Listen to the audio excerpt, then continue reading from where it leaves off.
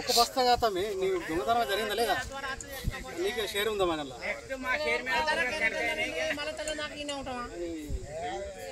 సోయి అయిపోయినట్టు నిన్న నిప్పులో తాగి పాటివి అతి తోడుకోపాయి ఎవరు నష్టపోవాలి.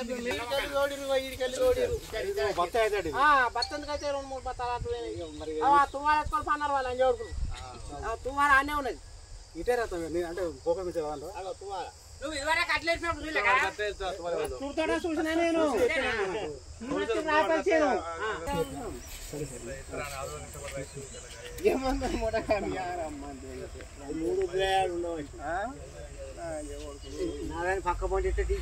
ఆయన నిన్న పొద్దున కనుక రాదు ఈయన ఉన్నాడు ఉప్పరాపిచ్చిన ఆయనే అయితే కాక నువ్వు ఉండు నేను పోతాను ఉప్పరాపిచ్చిన పొద్దున కనుక ఈయన పాడైనా నేను రాత్రి 11 లేకున్నా. మాది అప్పన్నపేట గ్రామం ఐకేపీ సెంటర్లో రాత్రి నా 2 ఎకరాల వడ్లు ఉల్లార వస్తే తేమేషాత్ రాలేదని ఇప్పటికి 2-3 రోజుల నుండి నేను నేర్పుతున్నాను ఎర్రటెండలో. రాత్రి నా వడ్డలు ఎవరో ఒక 4-5 బస్తాలు దొంగిలించారు.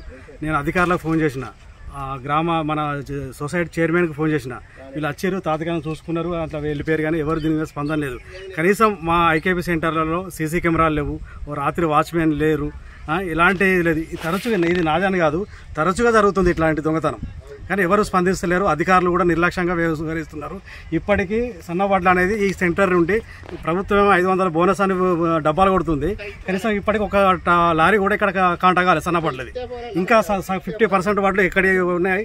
రాత్రి అకాల వర్షాలకు తెల్లం దాకా ఇక్కడ వండు అవుతుంది, పొద్దున్న దాకా ఎండల నేర్పుడు అవుతుంది. కనీసం రైతులు అంటే రాజులు చేయకుండా పర్వాలేదు కానీ ఇలా బికారులను చేసుకొని ఇట్లా చేస్తే ఈ ప్రభుత్వం ఏమైనా గొప్పతనమైనా?